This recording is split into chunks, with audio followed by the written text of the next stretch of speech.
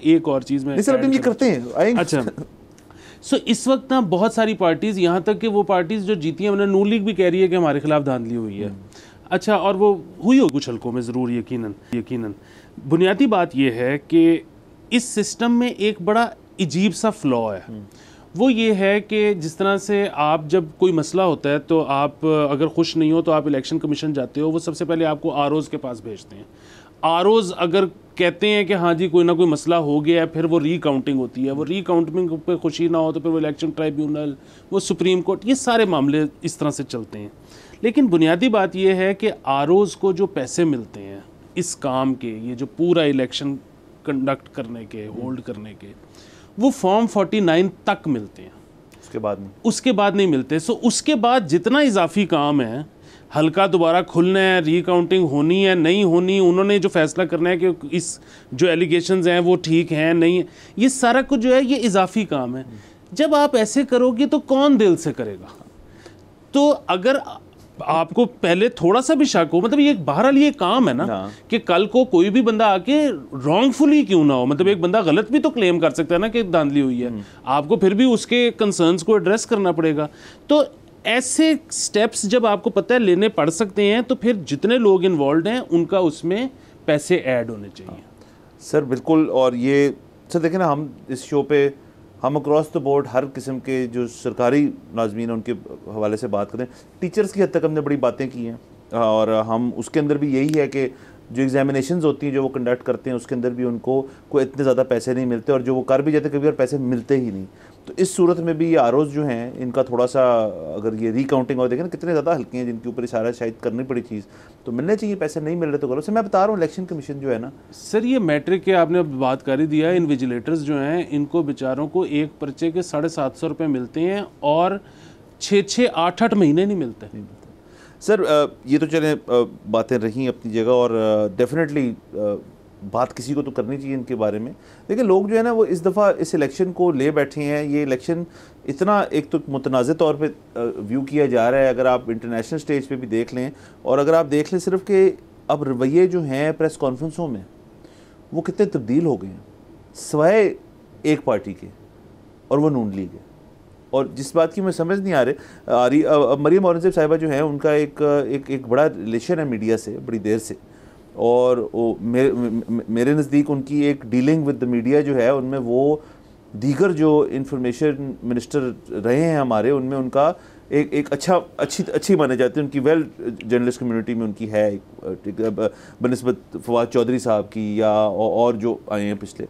तो लेकिन उन्होंने एक बयान दिया प्रेस कॉन्फ्रेंस में कि आप बैनुल-अक़वामी मीडिया को मुखातिब होते हुए या इंटरनेशनल फोर्सेस से मुखातिब होते कि आप मुदाखलत ना करें हमारे इस निज़ाम के अंदर, उन्होंने प्रेस कॉन्फ्रेंस में कहा।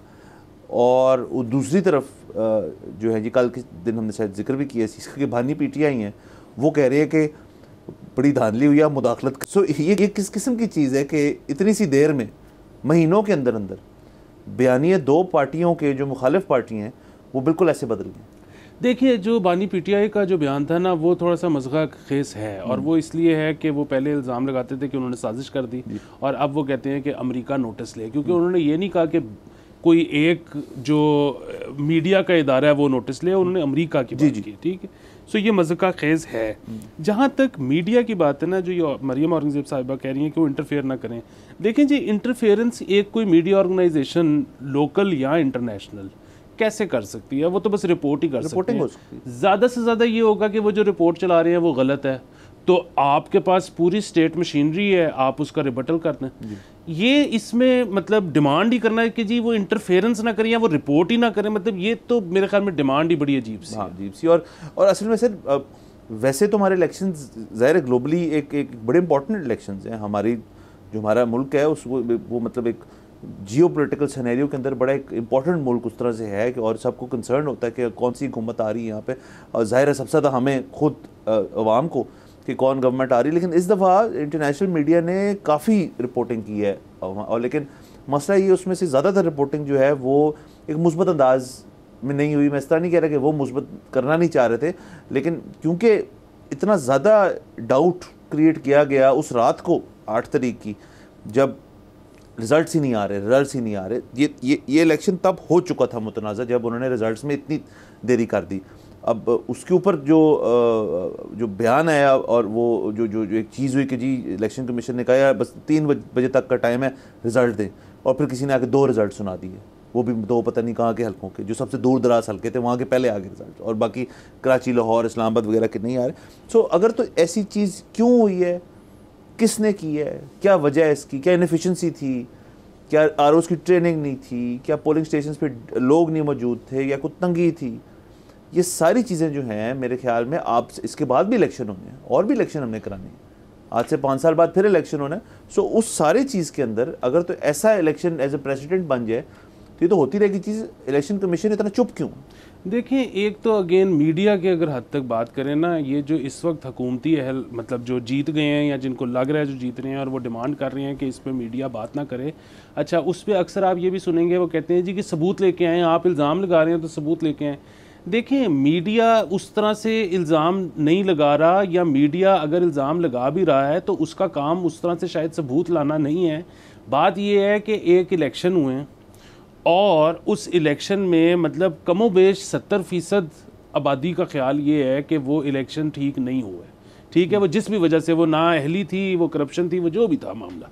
अच्छा, अगर वो आवाम की आवाज़ को मीडिया प्रोजेक्ट कर रहा है तो ना तो वो खुद से इल्ज़ाम लगा रहे हैं, ना उनकी ज़िम्मेदारी है सबूत लाना, क्योंकि अगर वो आवाम मतलब ठीक है, उस आवाम में ऑपोजिशन के लीडर्स भी हैं, उस आवाम में जनरल पब्लिक भी है, उस आवाम में शायद रियासती एहलकार भी हैं।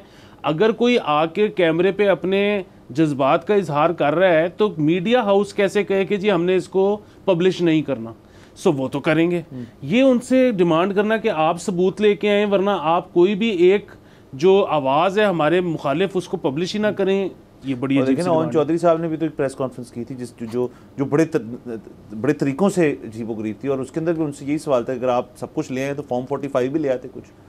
सब ऐसे जिसे जीती हुए कैंडिडेट को ऐसे नहीं कहना चाहिए। सब्सक्राइब करें और बेल दबाएं ताकि कोई खबर रह न जाए।